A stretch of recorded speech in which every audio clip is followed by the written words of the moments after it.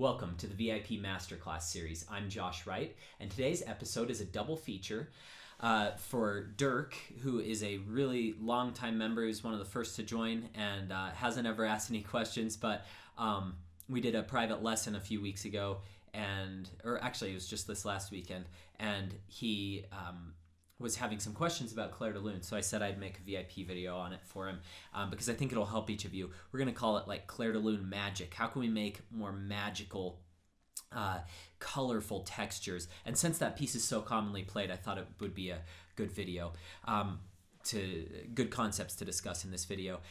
One thing to always keep in mind is you don't want to just bring out one hand more than the other. You want to bring out things within the hand more than other things within the hand.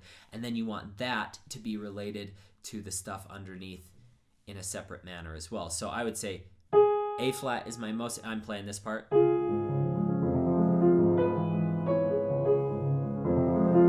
Okay, so how can we make that more colorful? First thing I would do is I'd put my soft pedal down.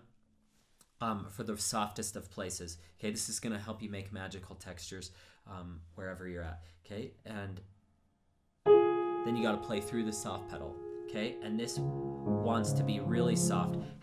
The physical anatomy of how you have to hold your hands in order to make things really lyrical that I've noticed that's consistent and reliable is I flatten my fingers slightly, I pull back slightly, so I have more surface area on the keys, and I'm thinking about using my arm weight, and then I think of like the whole arm or the wrist as kind of a shock absorber, so I kind of get that really cushioned.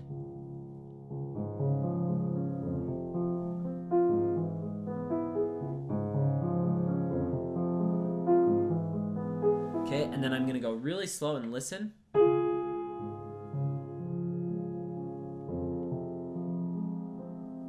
Okay, that was good. What if I did this?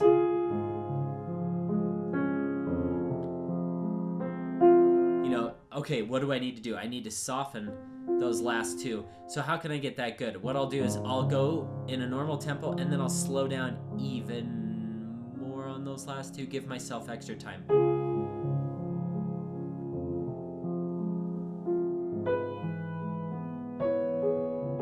What I was noticing in Dirk's lesson is that we'd go over a concept and he'd try it one time slow, and then it could go back to fast tempo, and that's a temptation of all of us. I did that a lot in my lessons too. I'd play it really well slow and then immediately fast again. Let it marinate for a while in that slow tempo.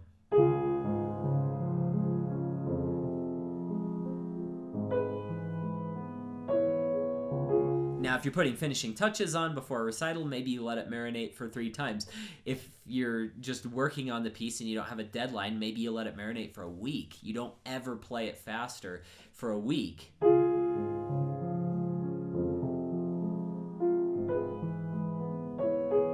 And if you ever run into trouble, like if you kept accenting that, what I might do is I might just start at the problem, add one note before it, one note after it,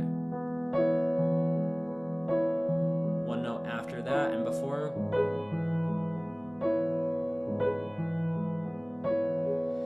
Some of my most fond memories of music, period, like I've had a lot of great performances, but some of my favorite memories were being in lessons with Babayan and him saying something like, it needs to be more special, like this. And he'd pull some random piece out of the thin air that I'm sure he hadn't worked on for years, and he could just play anything. It was amazing. And one piece that really stuck with me, I didn't know the piece when he first played it for me. It's Tchaikovsky's October.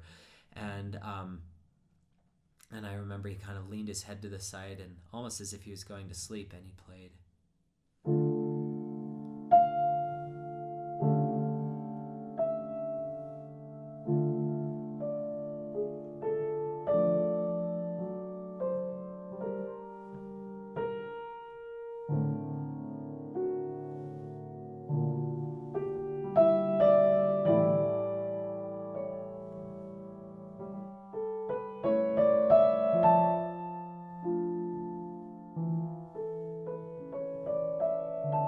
And it was just the most peaceful, calm, timeless experience to be watching him play. I mean, I could watch him play all day and never get bored.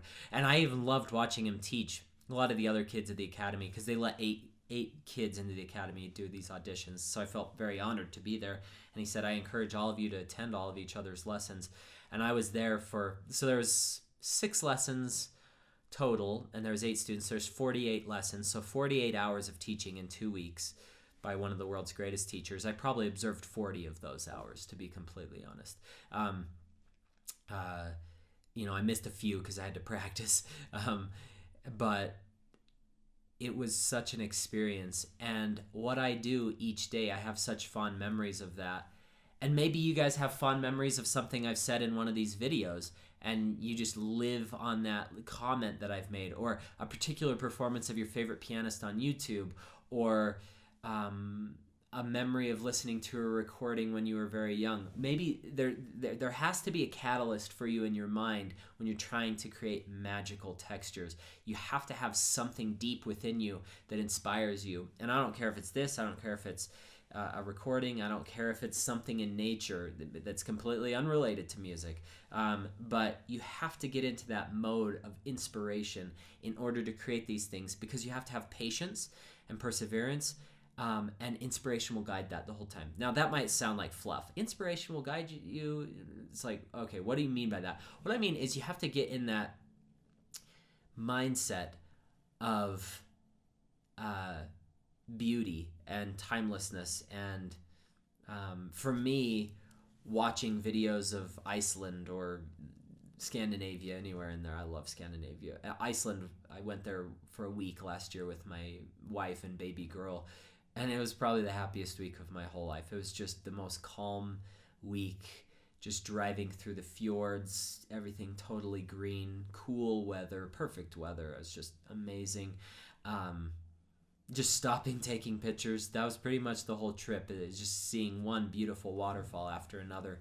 And anytime I need to get into that magic, I just go back to that trip and I close my eyes and...